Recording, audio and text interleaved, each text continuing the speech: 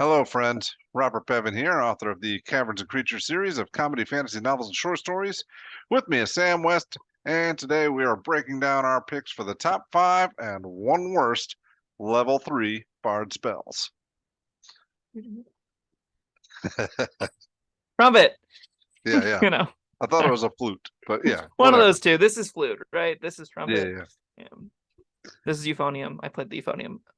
Anyway, bards are baller. We love bards. They know not many spells. You get at 5th level, you know 8 total, and 4 of them are probably first level. Maybe no, 5 of them are probably first level. 2 of them are probably second level, which means you're getting a 3rd level spell slot or a 3rd level spell at 5th level. Like you can replace ones down the road if you're like, I haven't used this first level one, I'll take a 3rd level one here if you want to. But generally speaking, bards don't get a lot of spells, which is pretty important in the context of these lists because, like, well, you're gonna pick one, it better be a good one. On top of that, they're ritual casters, so ritual spells are a little bit better because you don't have to spend spell slots on them, and that's pretty great. But again, because your spell is just so narrow, that's kind of a higher cost because you're losing access to more powerful features, and that's kind of more comparable. This is where like ritual casting feels fair, whereas on wizard, it's just free extra features you get because you're a wizard, which is way better than this. But that's okay. Bards are still pretty baller. All right. How did you feel about the level 3 list? I don't think I've seen such a ragtag band of mediocre effects in my life. I was looking down and I was like, God, I have to put these on a top 5 list. Only a couple of them are like offensive to the senses, but level man, 3 is when things are supposed to take off.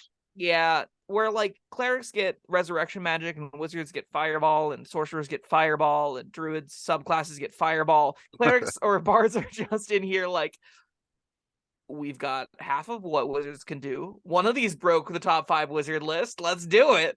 Yeah. All right. Well, you want to kick us off? Sure. Disclaimer, caveat, whatever.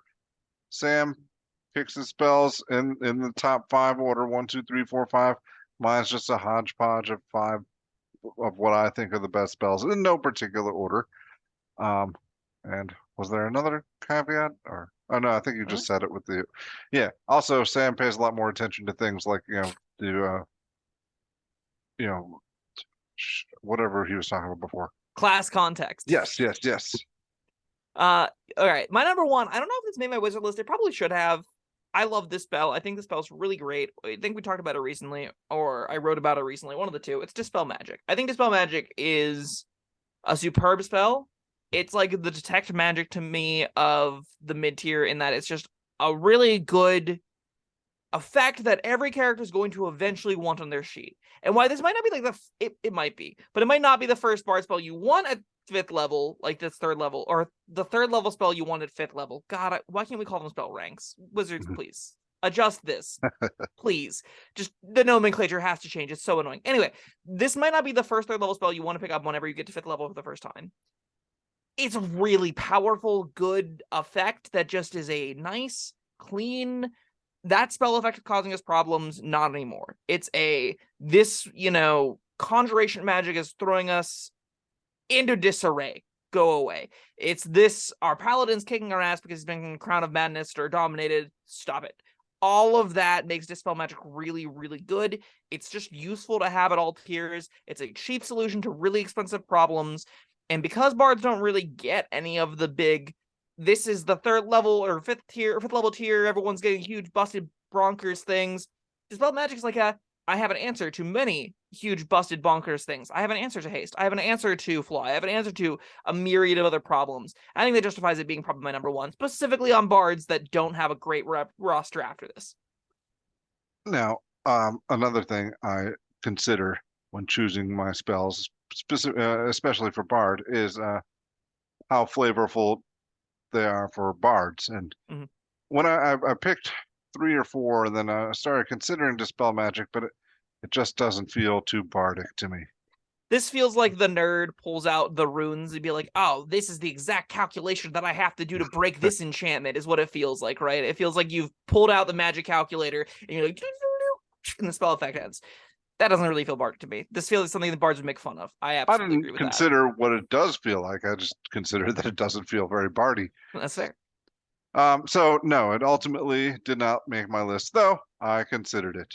I'm There, genuinely excited to hear what did then, because there are some real wacky options here. This is what commenters down below. This is definitely a list that I'm not confident in even a little bit. I think I like my top two. After that, I'm like, this is okay. I would put this on my bards, so that's why it's here. I mean, listen, I couldn't go all in on this. There are some like motivational speech sounds like the most bard spell there is. Didn't make my list. Then you read it and you're like, never mind. Yeah. No, I couldn't go strictly on that. I had to pick better things over that. Such But as. well, all right. Let's see what's on my list. All right, where's the list? There it is. All right, I picked Enemies Abound. That's a weird and interesting choice. Sure, Enemies Abound is fine. Why'd you pick it? I'm a sucker for these kinds of spells. Any kind of game, like in a video game or something, when you can take an enemy and make him start beating the other, his friends, that's just super satisfying for me. And I feel like it would be especially so from a bard point of view. This is most certainly a really bardy save or die. This is all of your friends hate you, and they just go like, I can't believe you'd say that about me, Bob, and punches Bob in the face, right? Yeah. It's the kind of like, you mess with their brain to get them to do some pretty wacky nonsense. It is definitely up Bard's alley. This is a reasonable save or die. It can sometimes be a dud whenever you're like, we're against two big bad things, and they're somewhat separated, so they're just going to continue crushing us. And then this doesn't really all that useful, right? Like casting this on, if three of your allies engage a hill giant and there's 4 hill giants, you don't really want to cast this on any of them most of the time because they're just going to go and keep hitting things. And most of the time it's going to be your friends, but there will be some encounters where they're more inclined to start whacking on each other, and that's probably pretty good. There are going to be instances where I think the save is very excellent. I think it's a bit narrow for it to be making my top 5, but I'm not proud of my top 5, so maybe it's right to be here. Now, all right, you say all that, but with any spell, you cast it when it's appropriate. Sure. There are spells, so like, if we compare this like Banishment. Banishment, I think, is going to be better in more situations by the nature that removing something from a fight entirely means anytime there are multiple instances of creatures, it's decent. Enemies Abound requires a lot of context around that, which makes it a bit more narrow. Still pretty applicable, but a bit more narrow. And I don't love it being a save or die that's a little bit like this much more narrow than something like Banishment. Now, granted, Banishment is higher level, but still. You've got Hideous Laughter and stuff that are also save or dies that are fine too. I don't know. Yeah. Crown of Madness feels similar enough to this, right? Yeah. This is more fun than Banishment. I 100% agree with that. Oh yeah, absolutely. I'm putting this on my sheet way further ahead of Banishment. Banishment's like, if I never cast Banishment again, I'll be happy with that because I've seen what the spell does. I've seen it be powerful. I'm good. Not that exciting. It just puts something in a pocket dimension. Not for me anymore. Enemies Abound, though. All right, you've sold me. In the situation where enemies, I'm genuinely shocked to hear that. Listen, I thought I made it clear at some point in time. I like bad spells. I like spells that I don't necessarily know are going to be great. It's why I like Lightning Bolt more than Fireball, right? I like to work a little bit to make my magic more powerful. I like the more circumstantial, the niche effects that are like, if I can get this one instance to come through, this goblin's going to kill all his friends. This is going to be awesome. And that's kind of what Enemies Abound does. It just sometimes doesn't. And that's fine. Yeah, and it also makes his friends have a choice to make. Am I going to kill Ted or wait for this spell to wear off while he's beating on me? Yep. Good times. And also, I really like that if an enemy provokes an opportunity attack from the affected creature, it makes the attack available. So, like, if it has its reaction and someone's like, why is Ted kicking my ass? If it tries to run away from Ted, Ted hits him. He just does it. And that's great. All right. This might have deserved a slot on my top 5, but we'll get to it.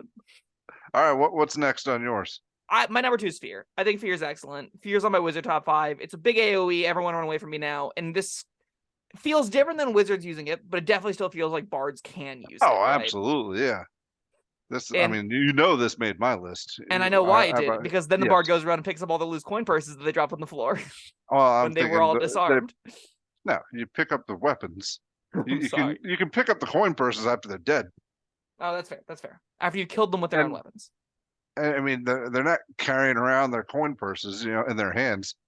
If Maybe you're you're at going the into a bar and fight, everyone's like, that's bartender, waving that's around dollars. another thing. Fear in a crowded marketplace. Then they're dropping their coin purses. Yep. That's fair. That feels very Bard to me. 100% agreed. It's also just like a giant cone saber die makes a bunch of things run in the opposite direction, and the few that save are now in a worse position by quite a lot. Mm-hmm. This is a great crowd control tool for a class that doesn't get much crowd control. This made my wizard list, and in that I remember somewhat speaking of like, it's probably not better than damage, but it doesn't necessarily always need to be. Bards just don't get the damage option. So this is excellent on the Bard class. If you're looking for a tool that is good at handling large amounts of creatures, Fear is probably the number one option you should be looking to in the Bard class to be like, this is how I can answer this problem. This is a tool that I can bust out to say, all of the kobolds run away, all the goblins run away, all of the swarm of bats run away, right? It's just very applicably useful. And then you can take all their stuff and poke them to death with them later down the road if you want to. And I mean, anytime there's a area of effect saber die, that always goes up points in my book because it's almost always going to do something. It's not really save or die, like in that it could do nothing. Yes. And like you said, getting a fraction of the enemy party to flee and drop their weapons is going to leave the ones that save in a really bad spot. Mm-hmm. Yeah, I think it's enormously impactful. The fact that they have to sprint the other direction too is really good.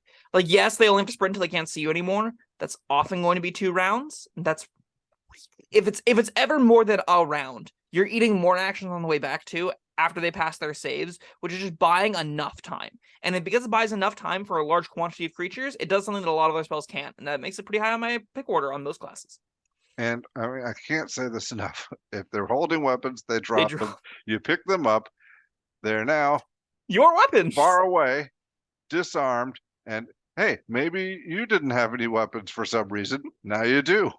I just love conceptually that Bob, no matter how many times we talk about this, you're always going to be like, but don't forget, Yes. It says right there, they drop their stuff. That's my favorite part of the spell. The spell could be mass disarm, and Bob be like, yeah, that's all it needs to do. Who cares about the fright? Absolutely could. Love it. All right, that's my number 2. What's your next one? All right. This probably made both our lists. Hypnotic Pattern. Hypnotic Pattern is my number 3, and I was kind of ashamed to put it here, but it's my number 3. I don't love Hypnotic Pattern, but it's pretty good. Yeah, it's was a 30-foot cube? 30-foot cube, charm incapacitation. Incapacitation is really good. Yeah. It ends on damage, or if someone shakes them awake. It eats a lot of actions. There'll be some encounters this can probably utterly decimate. That probably justifies it being in on top 5.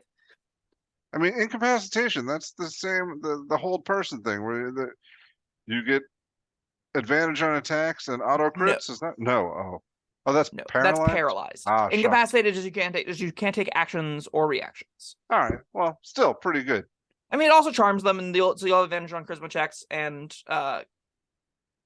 they will not target you with harmful things, but they're not going to do that anyway because they're incapacitated. Yeah. So like those two conditions overlapping don't do a whole lot because they're incapacitated. But like this doesn't give crits. This doesn't give the paralysis stuff. At the same time, it doesn't need to. This is, I think, probably there'll be encounters where this will be way better than Fear in that you can lock down 2 or 3 things for a good chunk of time where Fear can allow them to save out of it once they can get out of vision range.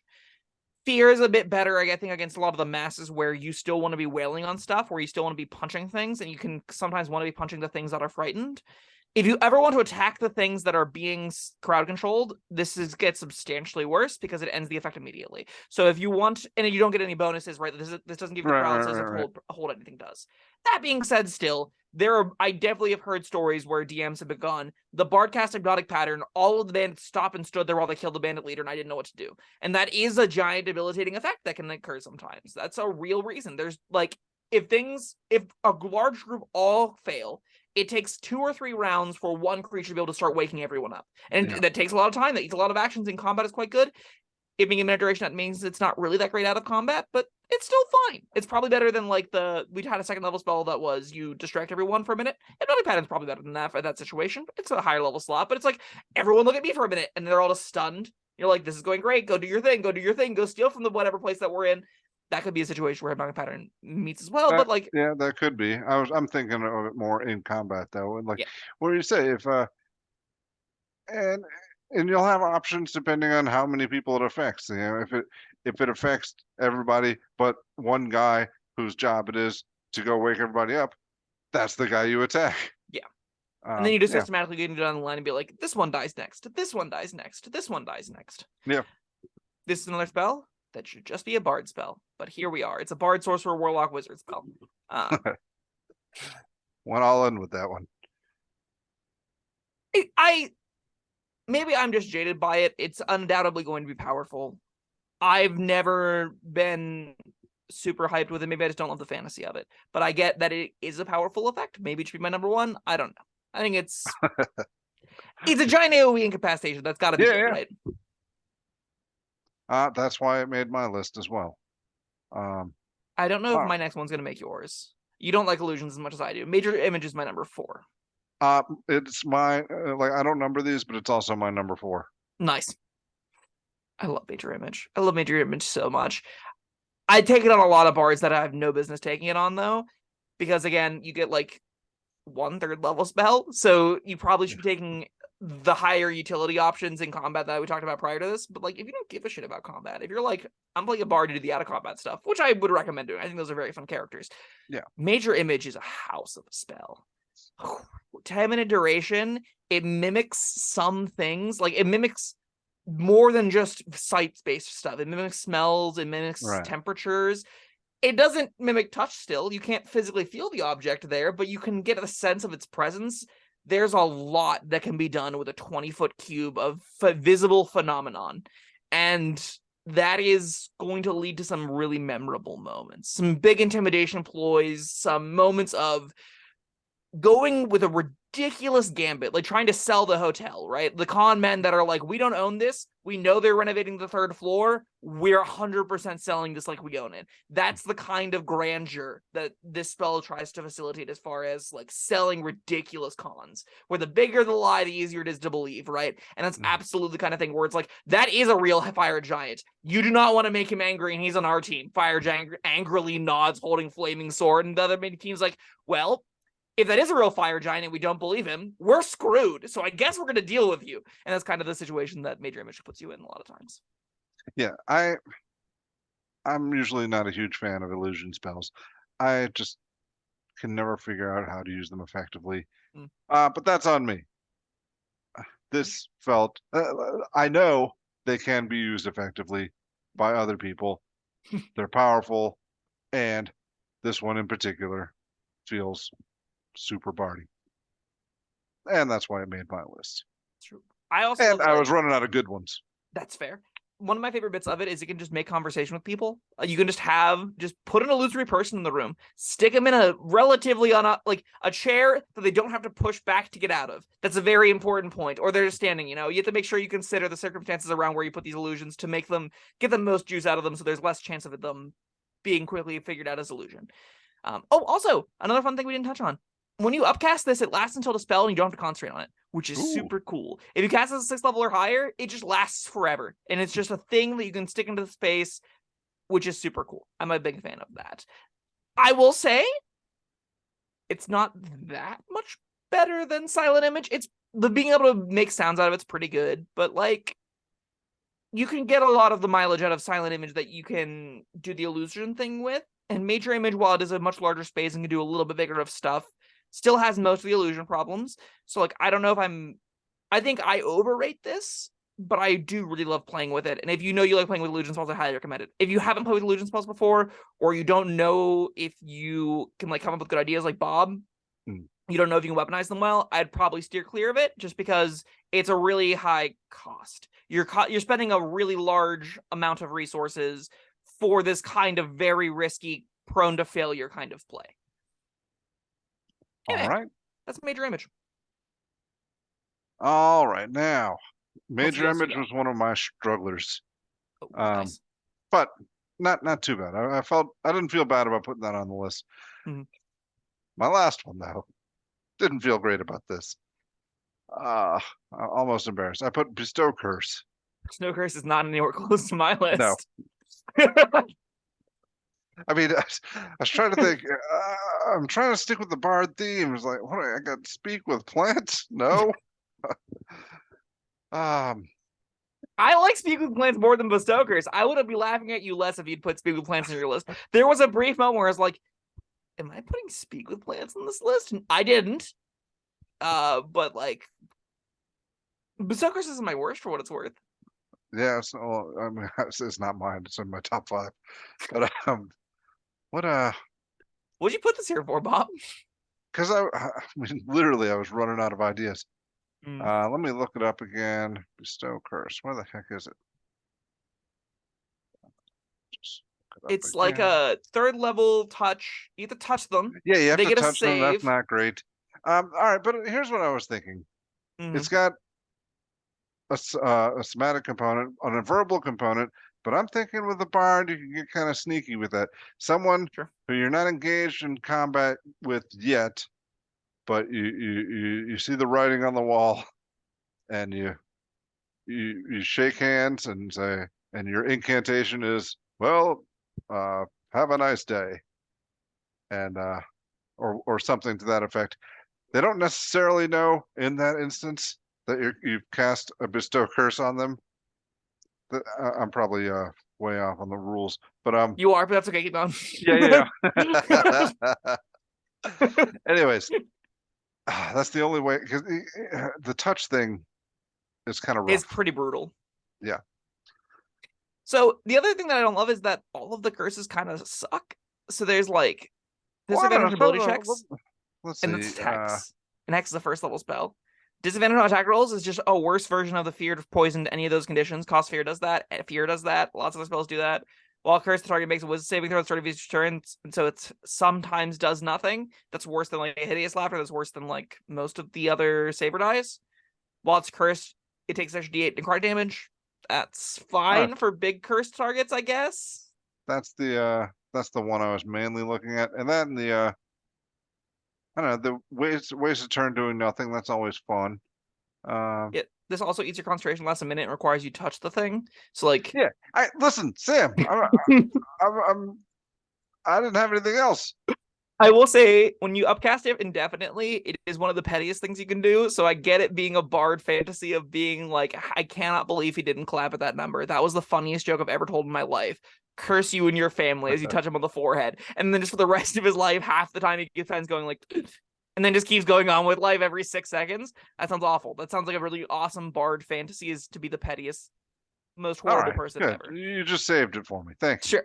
I'm glad pettiness can come in here and make the Bestow Curse worth it. When you upcast it to 9th level so it's indefinite. Don't do that. That's a waste of a spell slot. There's better ways to torment people with 9th level spell slots. I'm not proud of that pick. My pick. I don't. You know. Whoa. Okay, There are okay. better ways. Yeah, you could kill them. You could do. You could feeble mind them. Yeah. Horrible things. I don't necessarily call those better. It depends on what you want from this. That's great. If you want to slightly inconvenience them for the rest of their life, this is the way to do it. If you want to be like, wow, you used to be the best swimmer on the track team. Now you're going to have disadvantage on all your athletics checks. They're like, why is everything slightly harder now? Why is it that I keep getting so unlucky whenever I make these charisma checks? Do people just hate me all of a sudden? Just these little inconveniences. If that's what you want, Bestow Curse can do that. Yeah. When upcast. Yeah. Not a third All level. right. All right. It's a third level, it's a minute concentration. Expensive. 9th level spell. Yeah, but that's one day. You'll get it back tomorrow. That's true. If you're doing those kinds of petty things with it, you're not fighting the Tarrasque every day. Yeah, that's true. This is the kind of thing where if you see a really high level bard that's like a legendary folk hero bard kind of deal going around towns, you should just expect to come across a couple of people that are bestowed cursed regularly where they're like, it's 2 a.m. I'm not using my spell slots tonight. Screw you. Touches the bartender. That's the kind of gist that I get from that means of bestow curse. This should have been my number one. Absolutely not. This spell is utter trash.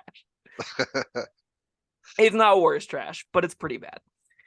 My number 5, I love this spell. I get that it didn't make your list because it's not even remotely bardy in any way, shape, or form. It's plant growth. Plant growth is pretty great. It's a giant area of super difficult terrain that'll lock down a big amount of space. And when you're playing the support character bard archetype, this mechanically fits a support character really well. Is just to be like, I lock down the area, everyone wail on everything in the area, and you've done a pretty big, meaningful, impactful effect. That's what I kind of want my support characters to have access to. I want them to have access to ways to impact the battle map beyond just damage area, beyond just attack roll, attack roll, attack roll. That's where plant growth comes in a pretty meaningful, major way. It's enormous too. 100-foot radius around a point. All plant becomes big. Now, granted, if there's no plants, it doesn't do anything.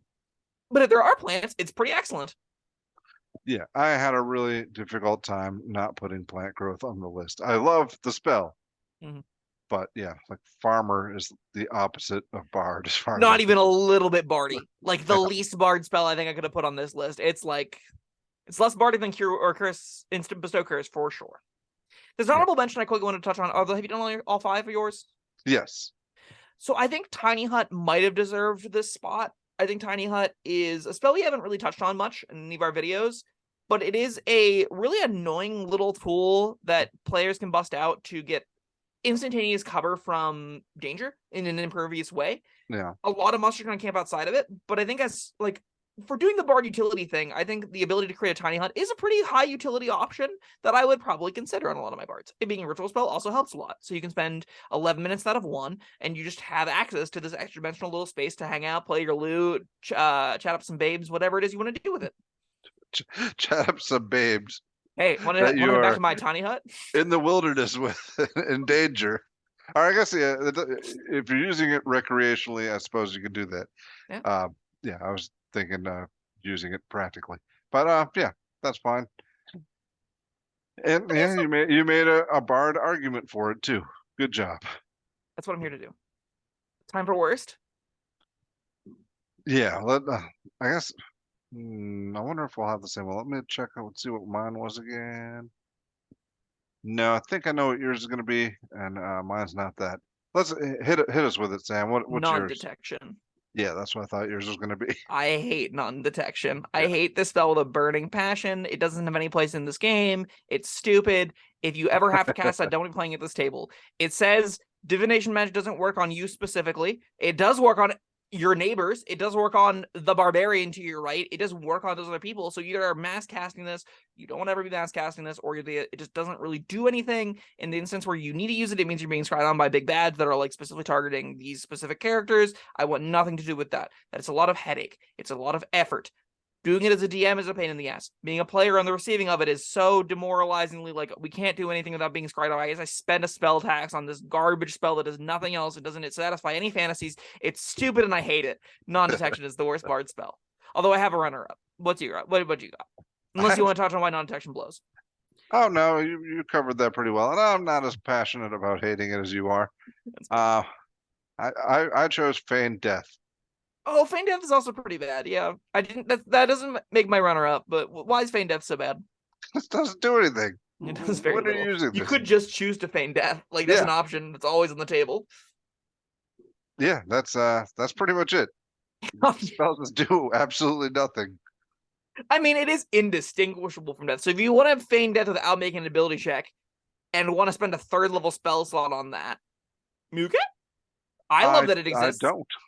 It's a ritual spell too, so like I would see if they ever give us College of the Dirge, which was a college in a bard. Dirge Singer was a prestige class for bards, I think, or not necessarily even for bards, but it was a prestige class, I think. I could be wrong. Commoners, tell me what Dirge Singer was back in 3.5. It was a eulogy-esque bard that's got the macabre, grim fantasy to it. They're the ones that sing the songs of funerals and dance with the dead at midnight, right? That's the kind of gist of it. I think if you want to play that genre of bard, the super macabre, super grim, you wear like the Day of the Dead face paint and stuff, you have a really fun time reveling with the dead. I think Feign Death kind of goes on that sheet in a way that it's a utility option for you that uses a ritual spell, which is very important, Bob. It's a ritual spell. You don't actually spend spell slots on it, but you get what? To get not have to make an ability check to Feign Death. Okay, you might be right. You might be right. You could be right, and this is close to uncastable even as a ritual. It is pretty bad. I mean, the only thing I'm thinking of is Romeo and Juliet, and That didn't end well. that They fucked tried it. up. Yeah. Yeah. If the target is diseased or poisoned when you cast the spell, it suppresses Yeah. it. All right. That's something, but No, that's it's not not. ever happening. Yeah, correct. Yeah, Slaying Death is pretty bad, huh? I don't think it's allowed to be the worst just because it's a ritual, and it's a ritual that does a skill check. And a ritual that does a skill check is what? No, it's not. It's not worth the spell you put. It's not worth the bard spell, no. Probably. Well, absolutely not. Yeah, absolutely not. I mean, the only reason you get this is because you took the ritual caster feat or whatever, and you want to fill just up your have the book. pages. Yeah, you're Yeah. just sticking more stuff in it. But And even then, you're like, when do we ever use this? Just if pretend it you're dead. costs a silver piece to get, then no, thank you. Maybe you need to specifically break into a morgue. Yeah, all right, that's something. They're gonna be super niche uses. Yeah. But again, I'd like you take that feeling, Bob. Take that feeling of like, I guess you're technically right, and I want you to apply that to every time you play Devil's Advocate with your really dumb ideas. That's exactly how I feel whenever you do it. It's great. I love it. some of my ideas are brilliant. Sure. Some of them are. Maybe you're trying to break into a morgue. Yeah, that's true. I have one runner up. So I can't ever just talk about 6 spells whenever I talk about this. I think Tongues is also pretty uncastable. I think Tongues is really bad. Tongues it doesn't give you a ritual spell, so you have to spend spell slots on it. I put this on characters with the intention of being the translator and just never run into things that don't speak common, or if they don't speak common, they don't speak language, period. And that makes it like, oh, we just never need this because no one wants to jump over the language barrier. It just not something people want to do. Yeah, well, generally, but I think there are going to be some kind of like tables that I wouldn't want to play at that are going to have that sort of thing. The kobolds are speaking and they're going to make yip yip noises, and this is going to come into play. Listen, I don't hate that. When are you spending a 3rd level spell slots to listen on the kobolds making yip yip noises? Or whatever. Like, is that worth a 3rd level spell slot? I think where it would make the most sense is like some kind of political intrigue game where you're in the deep reconnaissance of like, these are the huge factions and the dwarves and the elves, and they're all their own political alignment and thing in this hyper intrigue game. I'm not convinced D&D is a good system for that kind of game as it stands. I think the tools for it, I think the spells do more of a disservice to that game than actually help it facilitate it. I think you are better off seeking out other systems to do that kind of thing, or even just like Vampire the Masquerade or something. Probably, I've never played Vampire, but it's good for that kind of thing. Tongues, then, if it's not doing specifically that, I don't think it has a place basically anywhere. And if it were a ritual spell, I'd be like, this makes sense, but it's not, and that's why I needed to say this spell's also bad. It's not as bad as non-detection. It's probably not as bad as Feign Death. I think it's about as bad as Feign Death, actually. I take that back. They're around the same level of utility. I just think there are going to be tables that are playing like that. The political intrigue thing, where not being able to speak a language is going to be a detriment. And I'm not playing at those tables. I also think there will be the same amount of tables. I do. Sneaking into morgues. Not specifically morgues, but sneaking into a location where being a corpse is a notable difference than being alive by any way. I think there will be tables where they'll check the bodies and you can use it as an actual entry point to cities and stuff. Or use it as an exit point to cities and stuff. Yeah. Being like, is he dead? And being able to say, yes, he's dead. We checked his pulse is notably different than making an investigation check, right? Disguising somebody after a loss. Yeah, we cut his head off to make sure, absolutely sure. If they know Feign Death to say that definitely will happen. But, maybe it doesn't. I think there are as many use cases for Feign Death in hiding, for Feign Death in other means. It does have some very, very niche applications. I think they are as niche as the quantity of tables that will be both in the political intrigue setting and have a deep need without having a diversity of races as is, right? They have to already not speak the languages, have a deep need for tongues. Whoa, that sounded dirty. A deep need for tongues? Yes. Sure. With that, our lovely Bard video comes to a close. Yeah. With a need for tongues. There's never been a better end to a Bard video. I agree. All right. Well, Thank you, Sam, and thank you everyone for joining us today. We would love to hear your opinions, your list, and your thoughts on our list. Leave them down there in the comments. We did level 0, 1, and 2 bard spells. We've done cleric spells. We've done wizard spells. We'll do more spells in the future. We're gonna get through all of them one day. One day, yes. So stay tuned. I can't And wait go for look the at all their 30-hour other crap. long. It's gonna be longer than that. The 120-hour long every spell from every class top 5. That's a challenge. Perhaps. Well, until next time, goodbye. Thank you for watching. If you found this helpful, informative, or entertaining, I'd really appreciate it if you hit the like button below. You needn't smash it, a gentle tap will suffice. If you want to see more videos like this, subscribe to the channel. And make sure you check out the links in the description, where you'll find my Caverns Creatures series of comedy fantasy novels, Sam's full review of the spell, and other fun things.